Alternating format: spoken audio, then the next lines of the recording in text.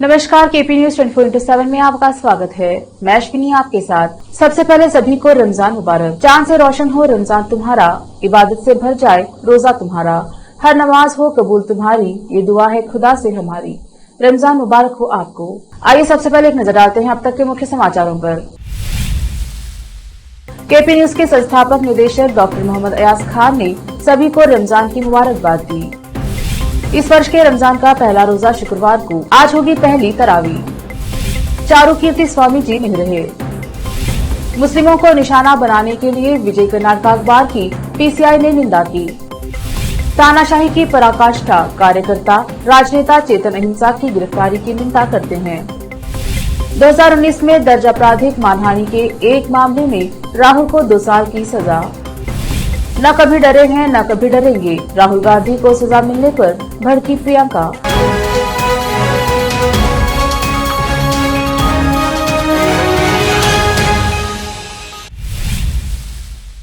समाचारों का सिलसिला शुरू करते हुए देखते हैं समाचार विस्तार से। पहले समाचार स्थानीय। केपी न्यूज के संस्थापक निर्देशक डॉक्टर मोहम्मद अयाज खान ने सभी को रमजान की मुबारकबाद दी है। उन्होंने कहा, रमजान का यह मुबारक महीना अल्लाह की इबादत का महीना है। यह महीना तौबा का है, माफ करने और माफी मांगने का है, सब्र करने का है। सभी एक दूसरे को माफ कर अपने रब से तौबा करे और एक साथ रहते हुए एक दूसरे की मदद करे। विशेष संवाददाता की रिपोर्ट।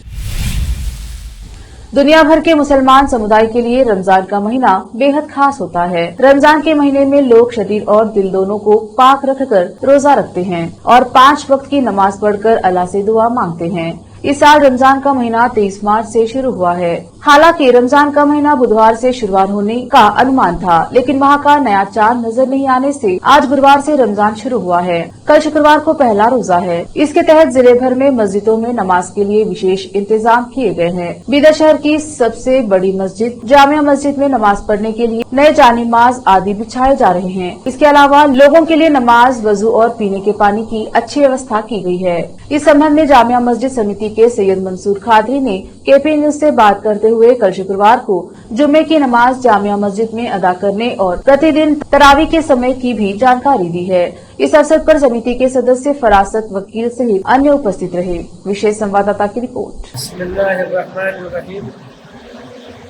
आज हम यहाँ जामा मस्जिद बीदर में है, जहाँ पर पिछला 1 हफ्ता 10 दिन से यहाँ की सफाई से मुताल्लिक़, आहत पाशी के मुताल्लिक़ सारे काम यहाँ पर रमज़ान की आमद के पेश नज़र हो रहे हैं। और आज अल्हम्दुलिल्लाह एक साहिब खैर की जानिब से यहाँ पूरी इतनी बड़ी जामा मस्जिद के लिए ये बेहतरीन खालिद अचिया के तौर पर दिए गए हैं और आज ये बिछाए जा रहे हैं। कल से इसका इस्तेमाल शुरू हो जाएगा।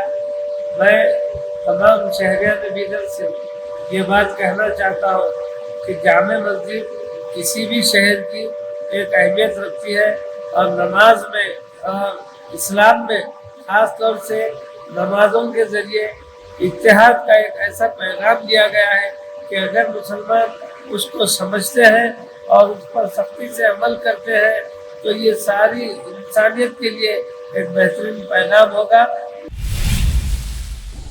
अब लेते हैं छोटा सा ब्रेक, जल्द लौटेंगे ब्रेक के बाद। हिंदुस्तान के हर कोने में हम हैं मौजूद।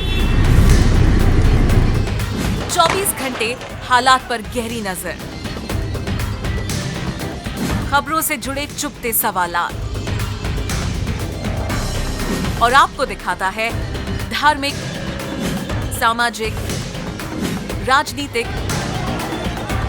लोकल और इंटरनेशनल न्यूज की सबसे बेहतर कवरेज जो आपको रखती है हर पल बाखबर।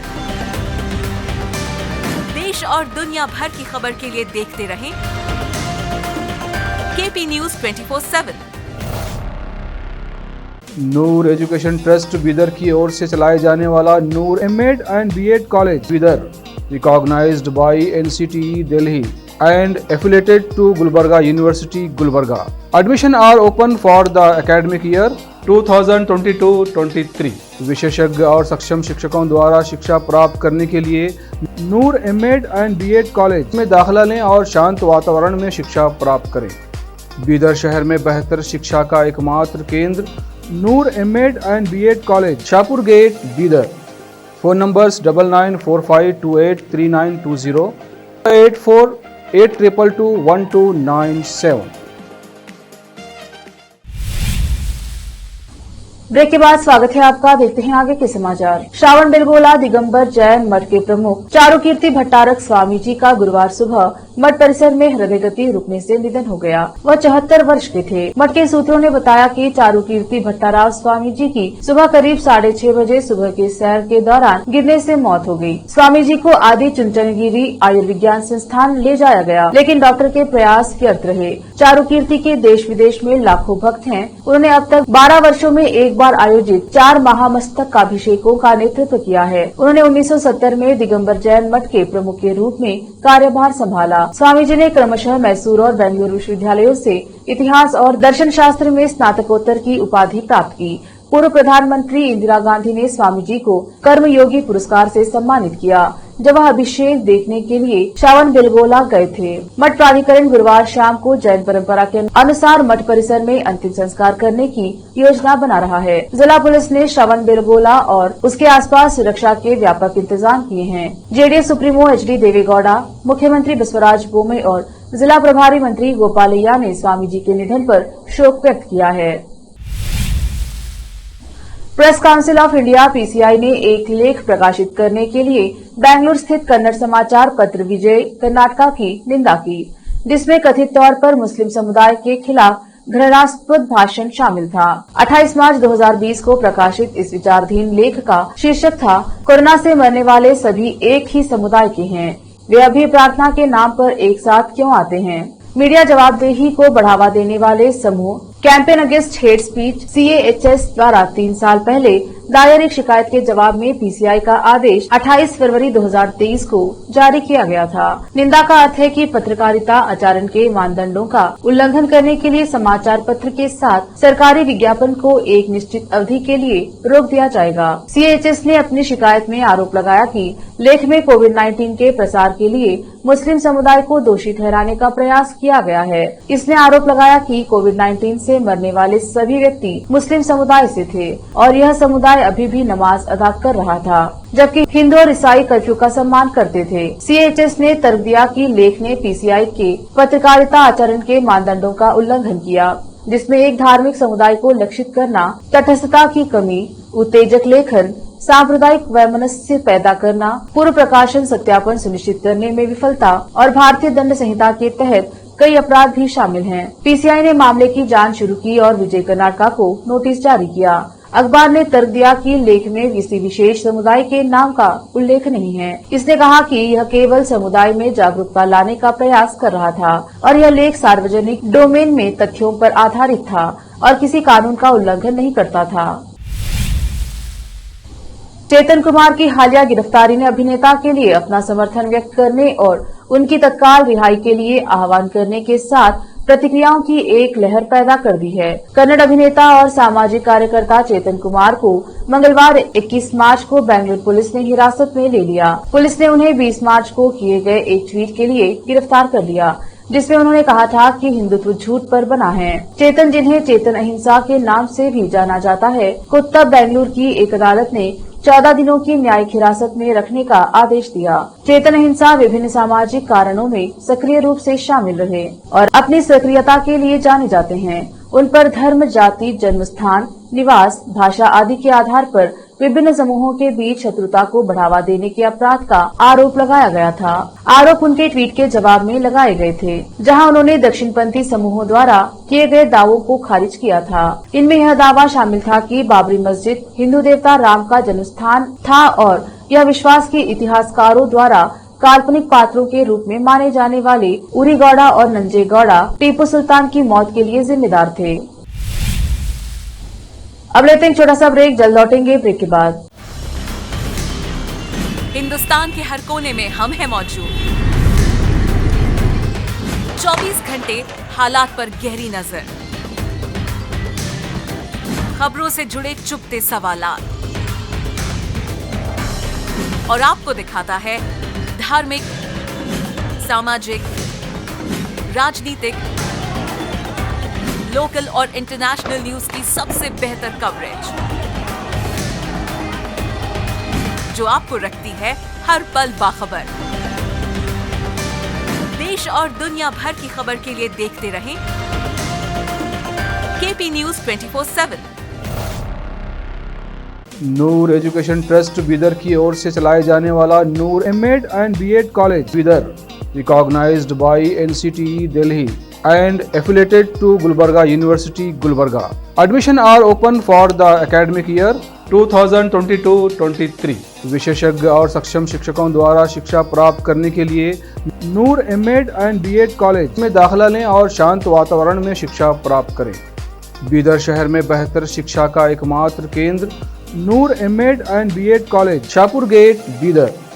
Phone numbers 9945283920, 8482221297।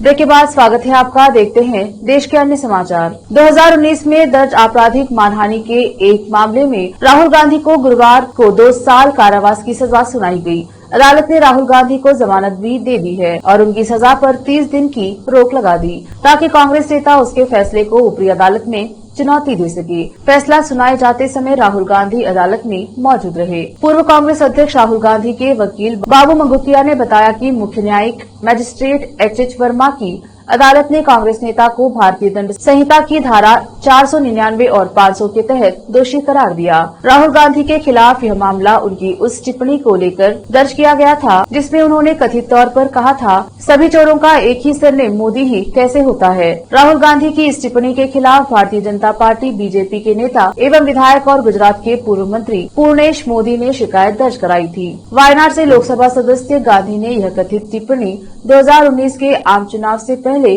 कर्नाटक के कोलार में आयोजित जनसभा में की थी। मोदी सरनेम से जुड़े बयान को लेकर कांग्रेस नेता राहुल गांधी को 2 साल की सजा होने पर उनकी बहन प्रियंका गांधी वाड्रा का पहला रिएक्शन सामने आ गया है। प्रियंका गांधी ने कहा कि डरी हुई सत्ता की पूरी मशीनरी साम दाम दंड भेद लगाकर राहुल गांधी जी की आवाज को दबाने की कोशिश कर रही है, लेकिन मेरे भाई न कभी डरे हैं न कभी डरेंगे। बता दें कि इससे पहले राहुल गांधी ने ट्विटर पर महात्मा गांधी का यह कथन ट्वीट किया था, मेरा धर्म सत्य और अहिंसा पर आधारित है, सत्य मेरा भगवान है, अहिंसा उसे पाने का साधन। राहुल को मानहानि मामले में 2 साल की सजा मिलने के बाद प्रियंका गांधी ने ट्वीट किया, डरी हुई सत्ता की पूरी मशीनरी साम दाम दंड भेद लगाकर राहुल गांधी जी की आवाज को दबाने की कोशिश कर रही है। मेरे भाई न कभी डरे हैं न कभी डरेंगे, सच बोलते हुए जिए हैं, सच बोलते रहेंगे, देश के लोगों की आवाज उठाते रहेंगे। सच्चाई की ताकत व करोड़ों देशवासियों का प्यार उनके साथ है। बता दें कि राहुल गांधी ने भी कोर्ट में माफी मांगने से इनकार करते हुए कहा था कि करप्शन पर बोलना उनकी जिम्मेदारी है और उन्होंने अपना फर्ज निभाया है।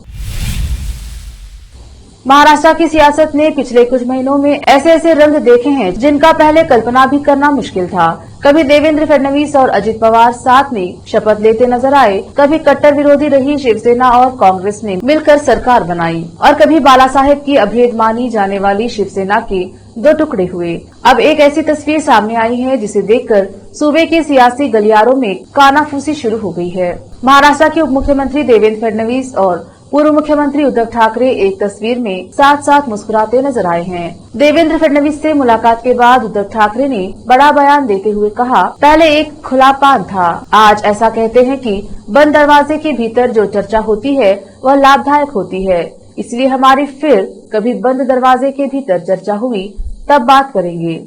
यह पूछे जाने पर कि क्या यह कोई संकेत है, उद्धव ने कहा, ऐसा कुछ नहीं है। मैं और वह विधानसभा के गेट पर आ रहे थे और उस समय जैसे राम राम या हेलो कहते हैं वह हुआ।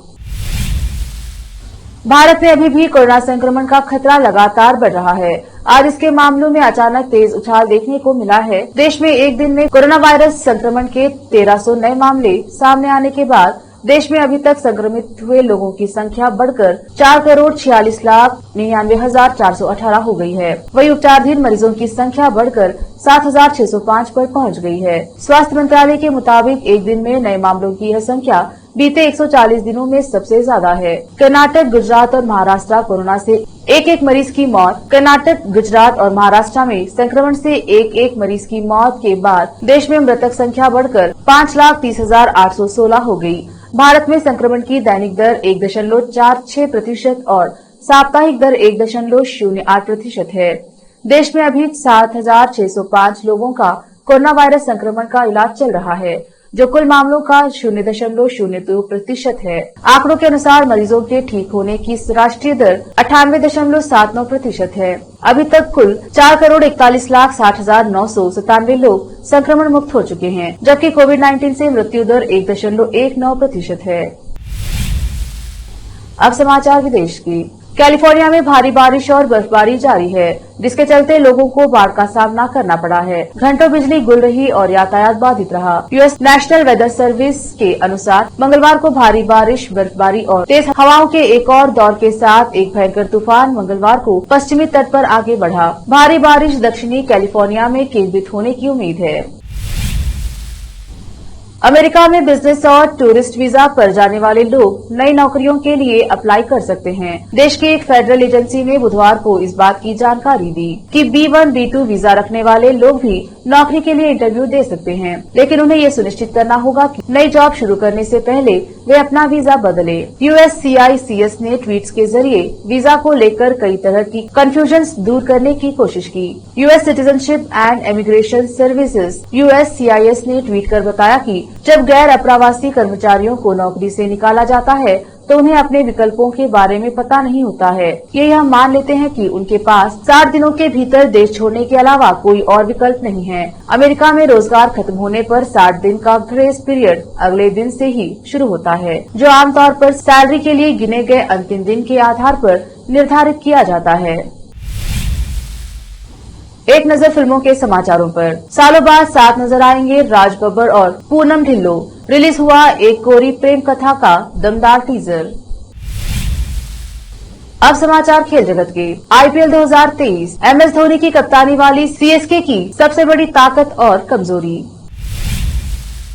आखिर में समाचार बाजार के। कीमतों में ताजा बढ़ोतरी BS6 फेज 2 ट्रांजिशन के चलते हो रही है। ऑटो इंडस्ट्री प्राइस हाइक करने की तैयारी कर रही है।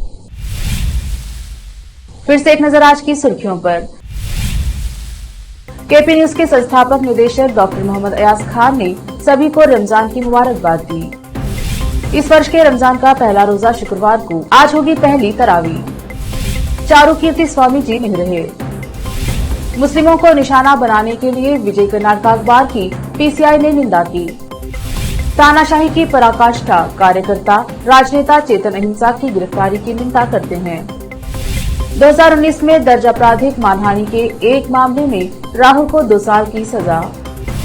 न कभी डरे हैं न कभी डरेंगे। राहुल गांधी को सजा मिलने पर भड़की प्रियंका।